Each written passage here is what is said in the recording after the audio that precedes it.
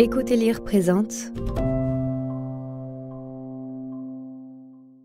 Tout le monde aime Clara, de David Fuenquinos, lu par François Hatt. Première partie. Chapitre 1. Alexis Koskas est probablement un homme de 50 ans. Il lui arrive de se sentir vieux, il lui arrive de se sentir jeune. L'hésitation est le slogan de ses jours. Il a une fille de 17 ans, qui s'appelle Clara. Avec sa femme, ils ont décidé de la prénommer ainsi par passion pour Clara et les Chic Types, un film qui ressemble à l'époque de son tournage, 1980. C'est une année de désinvolture sensuelle. Il y a quelques mois, l'adolescente a été victime d'un grave accident. Rien n'est plus pareil pour Alexis. Certains de ses mardis sont devenus des jeudis.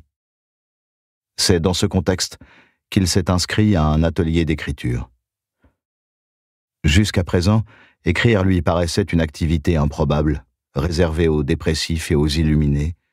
Il aimait plutôt son travail, au sein d'une banque privée. Alexis était l'un de ces conseillers financiers dont on loue les qualités de gestionnaire et même les prouesses. Le drame a réveillé sa part artistique. En chacun de nous, paraît-il, sommeille l'inspiration. Dans un premier temps, il a songé à s'orienter vers la musique. Il se voyait avec une guitare, jouant ses airs préférés, accompagnant les fins de dîner au moment où plus personne n'a envie de parler. Mais cela lui a semblé manquer d'intensité. C'était une bifurcation trop sage et qui ne demandait pas assez d'efforts. Il avait ensuite pensé à la peinture. Selon lui, c'est l'art suprême. Il s'est vu, devant une toile vierge, l'air pénétré et le tablier moucheté de taches de couleur. Encore une fois, il s'est ravisé, se sentant quasi physiquement incapable de tenir un pinceau, comme si son corps désapprouvait cette nouvelle ambition, y voyant une arrogance déplacée. Restait l'écriture. Il s'agissait de mettre des mots sur des émotions, d'offrir à son imagination une sorte de vêtement concret. Il s'enthousiasma. « Oui, c'est ça. Je vais écrire. » Telle était l'adresse de son nouveau désir. Chapitre 2. Autant le dire tout de suite, il n'allait pas vraiment écrire, mais cela n'a pas d'importance. Pour le moment, il est assis sur une chaise dans le salon d'un écrivain, un carnet à spirale entre les mains. Cette première scène se déroule un samedi, en début d'après-midi. Quelques jours auparavant, en tapant « atelier d'écriture » sur un moteur de recherche, Alexis est tombé sur de nombreux sites. Après avoir passé quelques appels, il s'est rendu compte que les délais étaient trop longs. Il fallait parfois attendre plus d'1 an pour des séances d'1 heure hebdomadaire avec un auteur renommé ou un guide littéraire de bonne réputation. Cela lui paraissait absurde. Son envie d'écrire était urgente. Il finit par tomber sur le site personnel d'Éric Ruprey, un écrivain qui avait publié un seul roman en 1982 aux éditions de Minuit, La peur des secondes. Cet homme n'avait donc plus rien partagé avec le public depuis plus de 40 ans. Pouvait-on apprendre avec quelqu'un qui avait cessé d'écrire ou qui avait suscité le rejet? À vrai dire, c'était le seul qui avait de la place immédiatement. Ce n'était pas bon signe, mais cela plaisait à Alexis. Il était du genre à entrer dans le premier restaurant vide, et non celui à la mode et bondé. Dans la même logique, il n'allait jamais voir de rétrospective de Van Gogh ou le Caravage, par horreur de n'apercevoir qu'un bout de toile derrière une masse de têtes humaines. Ainsi, tout était cohérent. Il était préférable d'admirer des artistes inconnus, de manger dans des restaurants désertés et de choisir un écrivain n'éveillant pas le moindre intérêt. Alexis trouvait même plutôt plaisante l'idée d'être accompagné dans ses premiers pas littéraires par quelqu'un qui n'écrivait plus. Dans le salon, il n'y avait que 3 autres élèves, uniquement des femmes, Aurore, Anaïs, Amélie. Fallait-il avoir un prénom commençant par A pour participer? Ruprey dévisagea un long moment le nouveau venu avant de lui demander de se présenter. Alexis évoqua son enfance un peu banale, son métier qu'il trouvait maintenant gris, et l'accident de sa fille. Sans le vouloir, il avait résumé sa vie par le versant triste. Chacun le regarda avec compréhension, comme si ceux qui veulent écrire avaient cette sorte de rapport intime à la mélancolie. On enchaîna avec un exercice qui consistait à déposer des dizaines de mots dans un chapeau. On se laisserait ainsi guider par le hasard pour définir le texte à écrire. « C'est une option à la fois joyeuse et lâche », s'enthousiasma Rupré, mais son enthousiasme était factice, bon marché. Il parlait d'une voix grave qui ne correspondait pas à son physique frêle. On sentait qu'il était du genre à mettre des écharpes de septembre à mai. L'hiver devait durer bien plus longtemps pour lui. Les élèves piochèrent mauve, voiture et fromage. Qui pouvait rédiger quelque chose à partir de ces mots-là? À la fin de la séance, Alexis avait péniblement extirpé 2 phrases de son cerveau. On le rassura, c'est normal au début. L'inspiration aime s'annoncer lentement, tel un caprice. Elle peut parfois demander tant de sacrifices pour un simple paragraphe. Les 3 femmes lurent leur texte plutôt improbable, et le professeur ne fit aucun commentaire, comme s'il enseignait la littérature par le silence. On se salua rapidement en se souhaitant une bonne semaine. Dehors, Alexis resta un instant avec Amélie. Cette femme fuyait à l'évidence les échanges un peu trop personnels. Elle semblait appréhender cet atelier tout comme elle aurait eu un amant. Cela dit, on pouvait parfois considérer l'écriture comme une forme d'infidélité à sa vie. Après quelques hésitations, Alexis trouva une question à lui poser. « Est-ce qu'on sait pourquoi Rupré n'écrit plus ?»« Pas vraiment. C'est un mystère. »« Tu lui as déjà demandé ?»« Oui. Il m'a répondu par une citation d'Aristote. »« Laquelle ?» Amélie regarda son téléphone où elle avait noté la phrase suivante. « Contempler est l'acte le plus noble de l'homme. » Voilà ce qu'il m'a dit. Sûrement pour justifier son désir de délaisser l'action au profit de l'observation. « Tu penses que c'est un choix ?» interrogea Alexis. « Peut-être. Je crois que son livre à l'époque n'a pas du tout marché. Cela peut donner envie de tout arrêter. C'est possible. Un jour, il a fait une allusion à son roman. Il a dit qu'en le lisant, on comprendrait pourquoi il avait arrêté d'écrire. »« Ah bon ? Oui, il a plus ou moins dit ça. »« Et tu l'as lu ? Non. Il n'est plus dans le commerce. J'ai essayé de le trouver il y a quelques mois, et j'ai fini par laisser tomber. » Sa réponse me paraît bien énigmatique. Qu'y a-t-il dans ce livre, à ton avis ? Aucune idée. Tu sais, j'ai arrêté d'essayer de le comprendre. Je viens assez court, ça me fait du bien de changer d'air, et c'est tout. Juste changer d'air. Tu ne comptes pas publier un roman un jour ? Non. J'écris pour moi. Alexis estima qu'elle mentait, ou elle se mentait à elle-même. Personne n'écrit pour soi. Amélie annonça subitement devoir partir, alors qu'elle ne paraissait pas pressée quelques secondes plus tôt. Elle se mit à marcher d'un pas vif. Avait-il été maladroit, intrusif ? À vrai dire, elle agissait comme elle écrivait. À la fin du cours, elle avait lu son texte. Si Alexis avait admiré sa qualité littéraire, il avait trouvé abruptes les transitions entre les phrases. Il y avait chez elle comme une insoumission à la virgule. Ainsi, il n'était pas improbable qu'elle puisse s'extraire d'un coup d'une conversation par goût esthétique pour la rupture. Chapitre 3. Intrigué, Alexis se mit en quête de la peur des secondes. Il explora plusieurs librairies, en vain. On lui conseilla d'appeler l'éditeur, ce qu'il fit à de nombreuses reprises. Personne ne répondait aux éditions de minuit. Il finit par tomber sur un jeune homme qui parlait d'une manière incroyablement lente, comme s'il ne devait pas dépasser un quota de mots par minute. L'employé tapa le titre sur son ordinateur avant de répondre laconiquement « Épuisé ». Alexis s'arrêta sur ce mot, qu'il trouva beau. Un livre épuisé. Quand le corps est épuisé, c'est qu'il n'est plus en mesure d'agir. Pour un livre, c'est qu'on ne peut plus se le procurer. Il tenta de le trouver d'occasion sur les sites de vente en ligne, tout comme dans la vie réelle, pas la moindre trace de l'ouvrage. Il fallait croire que les détenteurs de ce roman ne l'avaient jamais revendu. Il formait peut-être une communauté littéraire discrète, souterraine. Il aurait pu passer une annonce sur un portail spécialisé « Recherche le roman La peur des secondes, paru en 1982 et introuvable ». Mais il ne le fit pas. Après tout, pourquoi ne pas directement demander à l'auteur? Il devait bien lui en rester quelques exemplaires. Le samedi suivant, à la fin du cours, Alexis s'approcha d'Éric Rupret. Il avait eu de nombreux rendez-vous importants dans sa vie, mais il s'était rarement senti aussi décontenancé que face à cet homme.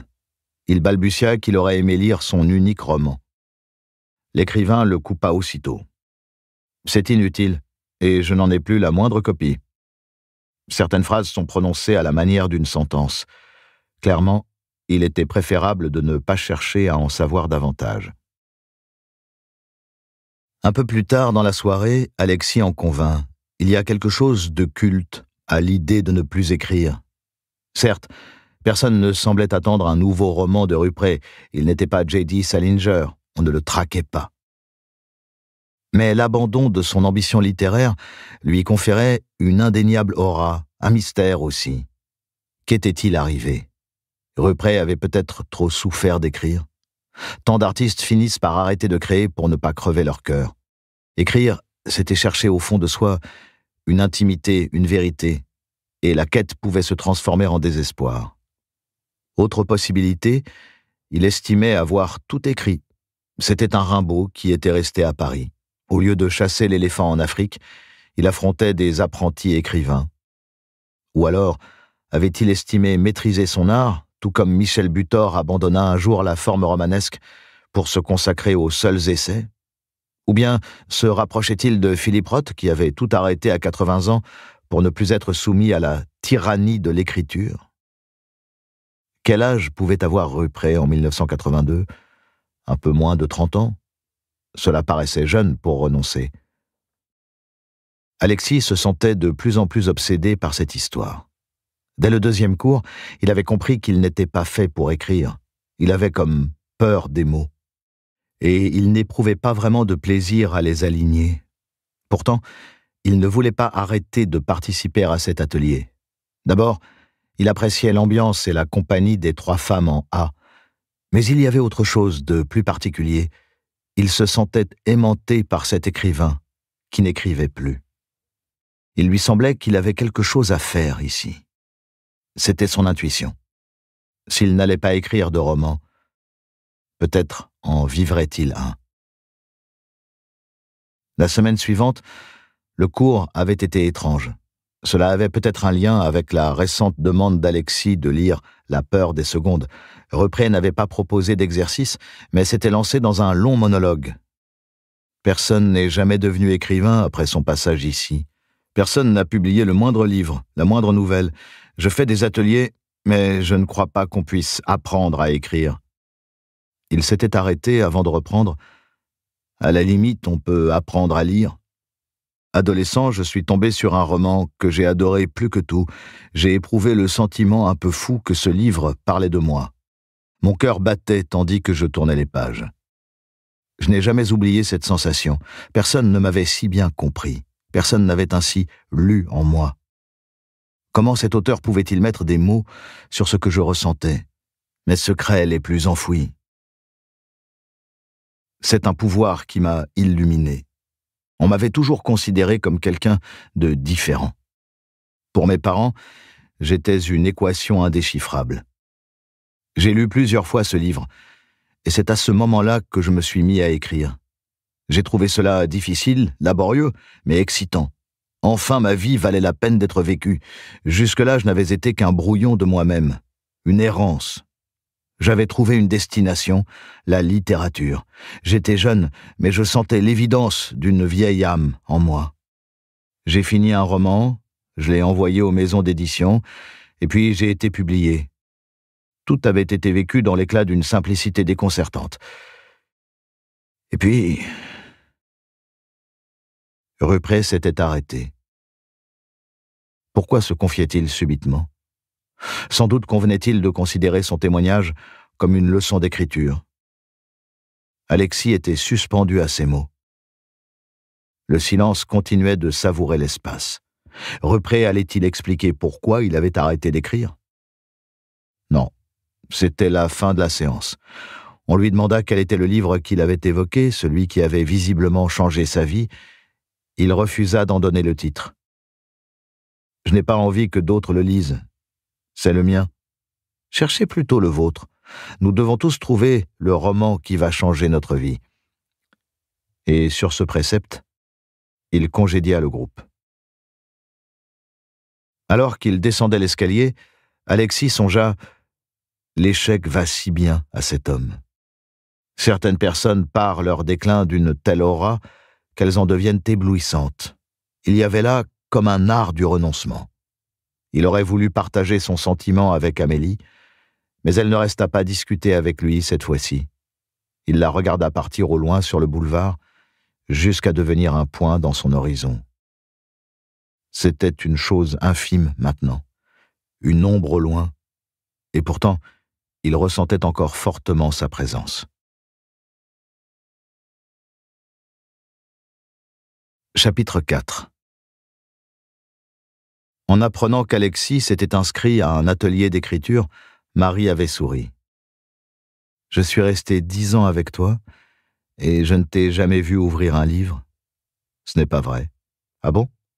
Nous sommes restés 11 ans ensemble, pas 10. » Après leur séparation, ils ne s'étaient plus adressé la parole pendant de nombreuses années. Tout était apaisé à présent. Les circonstances douloureuses avaient permis ce rapprochement. Ils reparlaient même du passé avec légèreté. Certes, ils n'étaient jamais d'accord au sujet de leurs souvenirs. Chacun possédait sa version de l'histoire, et la vérité devait être perdue quelque part entre les deux. Par exemple, le scénario de leur rencontre était soumis à différentes hypothèses. Selon Marie, Alexis était venu l'aborder lors d'une soirée de la fin de l'été 1997. Pour lui, c'était le contraire. Ce samedi-là, il avait entretenu une sorte de relation exclusive avec le canapé quand cette jeune fille était venue s'asseoir à côté de lui. Elle avait donc fait le premier pas. « Oui, mais c'est toi qui m'as parlé », disait-elle. Au fond, tout cela importait peu. Les couples adorent décortiquer les premiers gestes, les premières paroles, les premiers éléments de ce qui sera décisif. On trouve dans cette obsession narrative la petite tragédie suivante. La rencontre ne peut se vivre qu'une fois. On revisite avec les mots le bonheur qui s'épuise. Il y avait une chose sur laquelle tous deux étaient d'accord. À un moment de la soirée, on avait entendu retentir de nombreuses sirènes. Un véritable chaos sonore. La fête avait lieu au début de l'avenue Marceau, chez un ami en commun dont les parents étaient aussi riches qu'absents. Pour pallier cette solitude, il organisait souvent des soirées.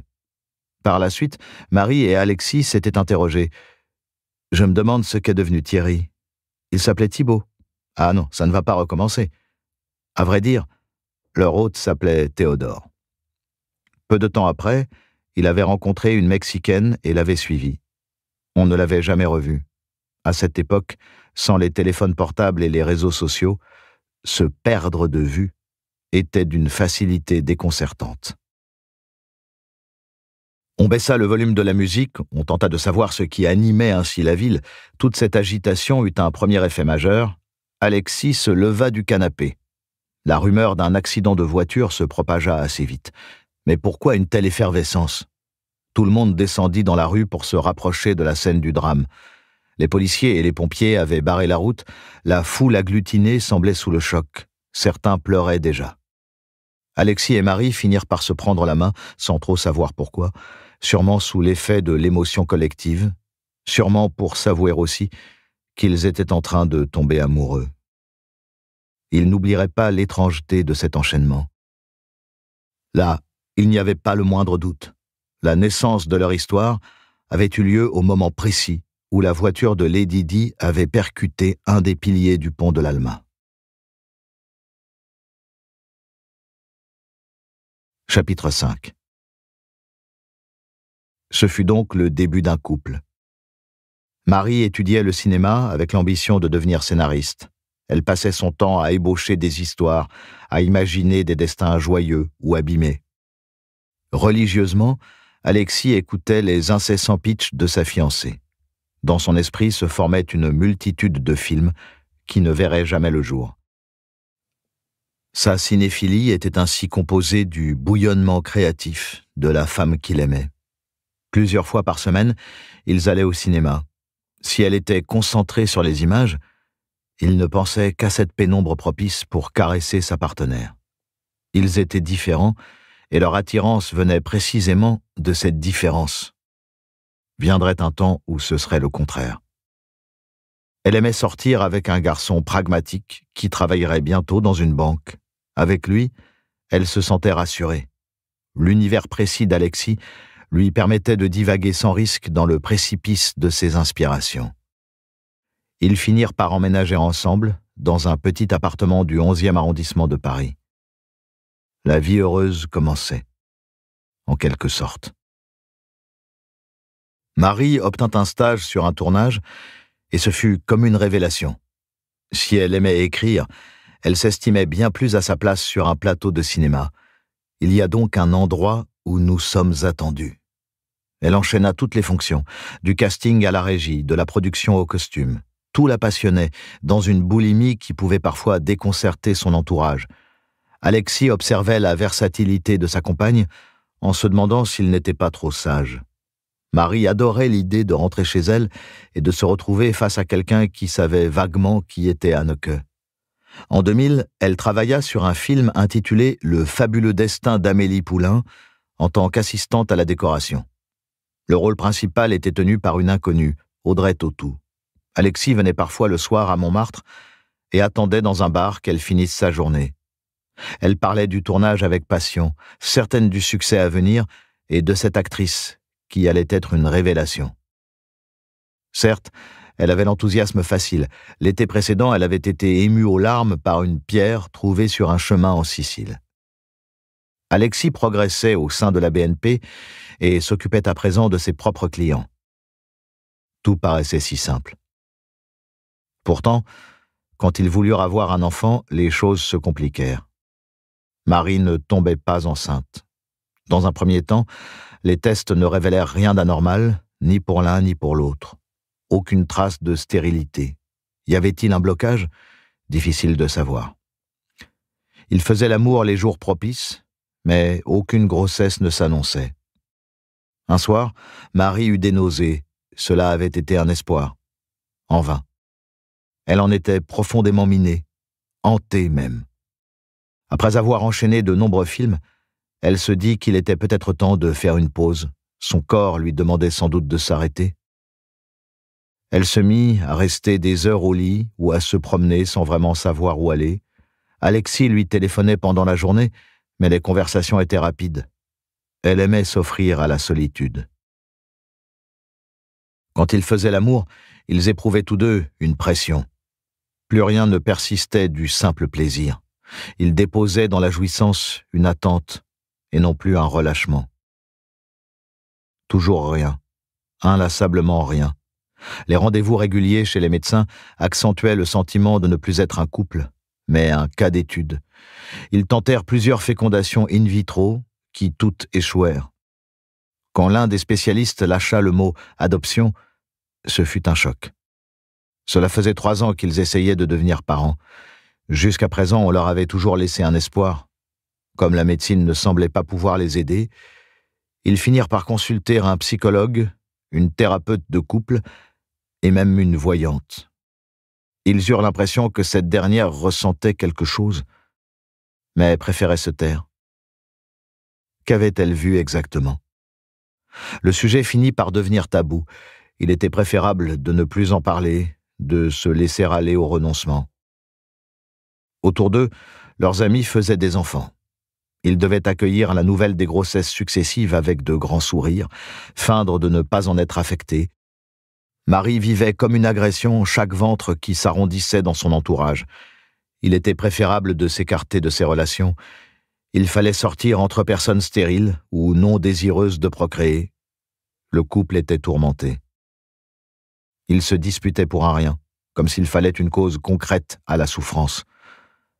Marie observait d'autres hommes dans la rue, se demandant si elle serait tombée enceinte avec celui-ci ou celui-là. Ses réflexions divaguaient vers des vies... Pour continuer à écouter ce livre audio gratuitement, clique sur le lien dans la description de la vidéo. Tu pourras l'écouter sans frais grâce à l'essai gratuit de 30 jours d'Audible.